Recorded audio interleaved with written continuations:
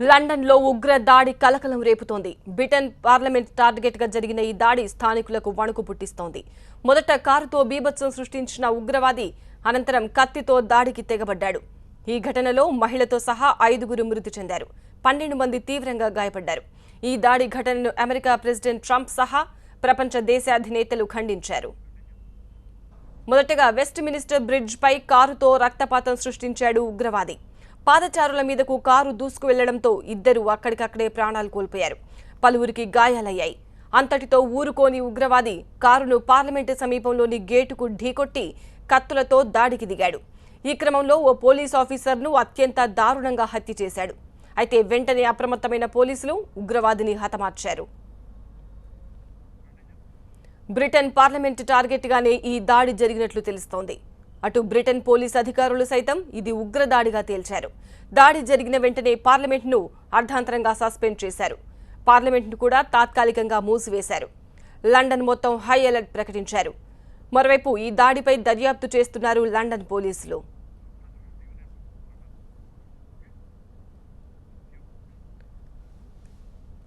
TV9 ప్రతినిధి Ratnakar London నుంచి phone లైన్లో మనకు తాజా సమాచారం అందిస్తారు.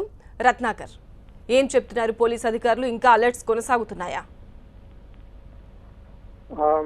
ఇక్కడ ప్రస్తుతానికి అయితే అంత ఓకే ఉంది, కూల్గా ఉంది.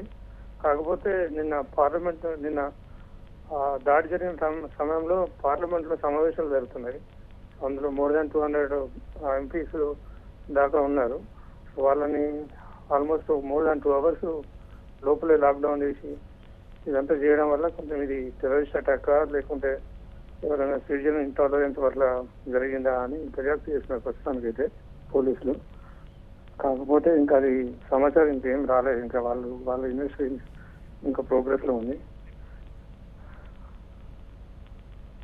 Right, thank you Ratnakar. ఇంకా దర్యాప్తు అయితే కొనసాగుతోంది. పరిస్థితి మాత్రం కూల్గానే ఉన్నట్లు ప్రతినిధి రత్నాకర్ చెప్తున్నారు. అయితే ఈ దాడి ఉన్మాదంతో చేసిన దాడా లేదంటే ఉగ్రవాదులు కావాలని చేసిన దాడి అనే విషయంపై మాత్రం ఇంకా దర్యాప్తు కొనసాగుతోంది. దర్యాప్తు తర్వాత పూర్తి విషయాలు తెలిసే అవకాశం ఉంది. ఉగ్ర దాడి అయితే మరి ఏ సంస్థకు సంబంధించిన ఉగ్రవాది దాడి చేశాడు, ఎందుకు చేశాడు, ఇవన్నీ కూడా దర్యాప్తు కొనసాగుతోంది. దర్యాప్తు తర్వాత పూర్తి డీటెయిల్స్ తెలుస్తాయి.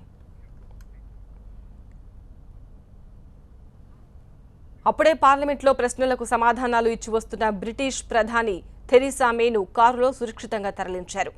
అత్యవసర సేవల హెలికాప్టర్ను రంగంలోకి దించారు. ప్రధాని సురక్షితంగానే ఉన్నారని ఆమె కార్యాలయం ప్రకటించింది. పార్లమెంటు ఉన్న ప్రాంతాన్ని దిగ్బంధం చేసినప్పుడు పలువురు పాఠశాలల పిల్లలు, పర్యాటకులు చిక్కుకునిపోయారు.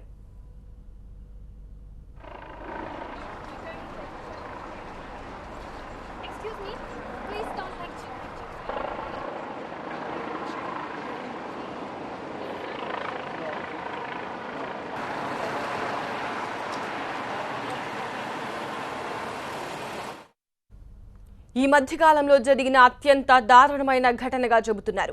2005లో జరిగిన ఉగ్రదాడిలో 52 మంది ప్రాణాలు కోల్పోయారని, ఇప్పుడు 3 ప్రాణాలు కోల్పోయారంటున్నారు. ఘటన తర్వాత బ్రిటన్ వ్యాప్తంగా హై అలర్ట్ ప్రకటించారు. దాడి జరిగిన సమయంలో 400 మంది పార్లమెంటేరియన్లు ఉన్నట్లు చెబుతున్నారు. ఈ దాడిలో 10 మంది చిన్నారులు గాయపడ్డారు. అయితే ఈ దాడిని ఖండించారు బ్రిటన్ ప్రధాని థెరిసా మే. ఇలాంటి ఘటనలకు బ్రిటన్లో చోటు లేదన్నారు. ఉగ్రవాది దాడిలో ప్రాణాలు కోల్పోయిన వారికి శ్రద్ధాంజలి ఘటించారు. హింస ద్వారా ఎవరూ తమను ఓడించలేరని స్పష్టం చేశారు మే. రేపటి నుంచి పార్లమెంట్ సమావేశాలు యథావిధిగా కొనసాగుతాయని చెప్పారు. Once again today, these exceptional men and women ran towards the danger, even as they encouraged others to move the other way. On behalf of the whole country, I want to pay tribute to them and to all our emergency services for the work they have been doing to reassure the public and bring security back to the streets of our capital city. The location of this attack was no accident. The terrorists chose to strike at the heart of our capital city, where people of all nationalities, religions and cultures come together to celebrate the values of liberty, democracy and freedom of లండన్లో ఉగ్ర దాడి కలకలం రేపుతోంది. Britain parliament టార్గెట్గా జరిగిన ఈ దాడి స్థానికులకు వణుకు పుట్టిస్తోంది. మొదట కారుతో బీభత్సం సృష్టించిన ఉగ్రవాది అనంతరం కత్తితో దాడికి తెగబడ్డాడు. ఈ ఘటనలో మహిళతో సహా 5గురు మృతి చెందారు. 12 మంది తీవ్రంగా గాయపడ్డారు. ఈ దాడి ఘటనను అమెరికా ప్రెసిడెంట్ ట్రంప్ సహా ప్రపంచ దేశాధినేతలు ఖండించారు. మొదటగా వెస్ట్ మినిస్టర్ బ్రిడ్జిపై కారుతో రక్తపాతం సృష్టించాడు ఉగ్రవాది. పాదచారుల మీదకు కారు దూసుకు వెళ్లడంతో ఇద్దరు అక్కడికక్కడే ప్రాణాలు కోల్పోయారు. పలువురికి గాయాలయ్యాయి.